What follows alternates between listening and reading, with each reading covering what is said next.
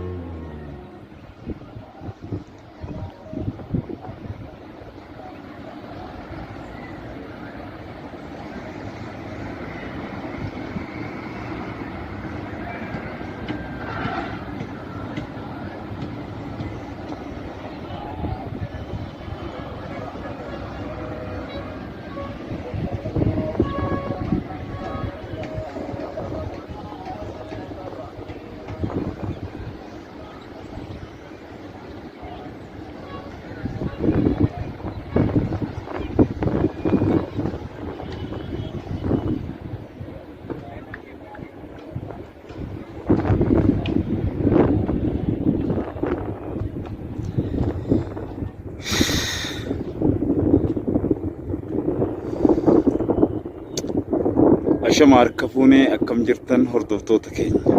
Guyyaa irraanfanaa imala keenyaan godina Harargee aanaa Baabbilee magaalaa Baabbileetti argamna.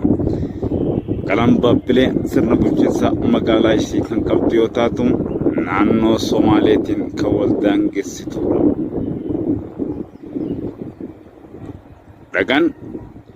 Dhagaan faaya uumamaa kanneen garaa garaa qaban aanaa kana keessatti akka argaman ragaan gajaati.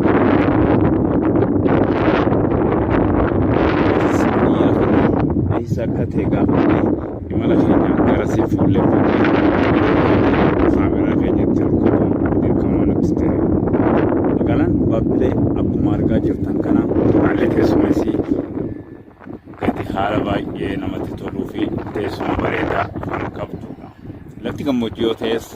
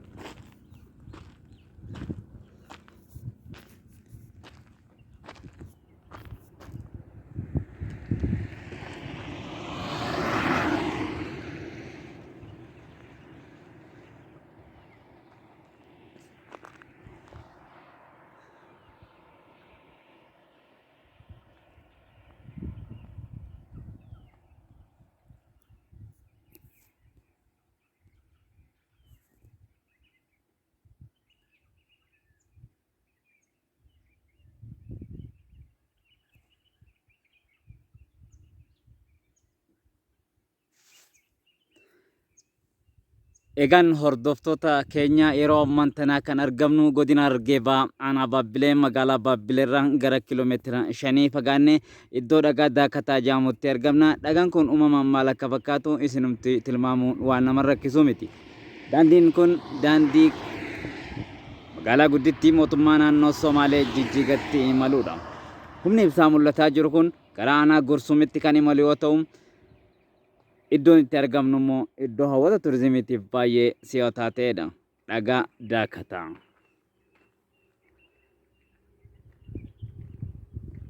Dhagaan Daakataa iddoo hawwata turizimiitiif baay'ee namatti toluu fi akkasumatti uumamaan dhagaan kun maal akka fakkaatu tilmaamuun nama rakkisu. Maaliif uumamni Rabbii waan ajaa'ibsiisaadha waan ta'eef.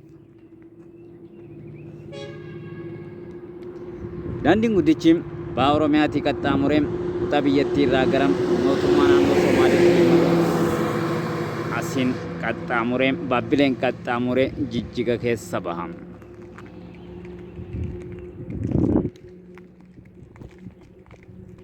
Lafti lafa gammoojjii waan ta'eef loowwanis kunoo daandiirra asii achi kaataa jiru.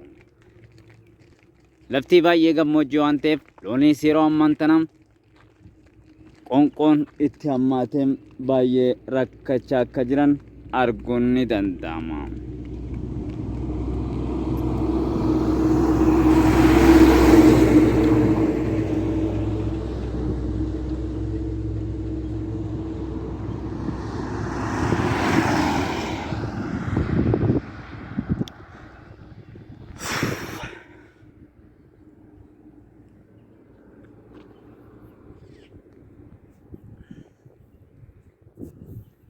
Ona kasbatu. Waan kiiloomeetira tokko hin geenye kiiloomeetira 5 taase. Magaalaan bakka karaa itti dambuu sanii bar. Makiinaaf raayigoo makiinaaf raayigoo. Egaan yeroo ammaan kana iddoo dhagaa Daakataa jedhamutti argamna. Dhagaan Daakataa kan argaa jirtan kanaadha. Godina Harargee Bahaa aanaa Baabbilee magaalaa Baabbilee irratti argamna jechaadha. Dhagaan kun bulchiinsa magaalaa Baabbilee irraa kiiloomeetira tokko kan hin fagaanne irratti argamu yoo ta'u, itti uumamaan hedduu nama hawwatuu fi iddoo turizimii iddoo hawwata turistii ta'ee kan tajaajilaa jirudha. Humni ibsaadhaa asiin qaxxaamuree dabru aanaa Gursum magaalaa Funyaan biiratti kan deemu yoo ta'u, humni ibsaa guddaan ammoo naannoo Somaalee magaalaa Jijjigaatiif kan deemudha. Somaalee Doodot magaalaa Jijjigaa. Somaalee Naachira ta'an ate. Jangan jadinya dalam berwolor tetap. Nasantu kuntura bakal zeri. Kalau bayi ini bakal. Kalau bayi kalau TV nggak bisa dia. Bisa. Ha. Kalau garu kan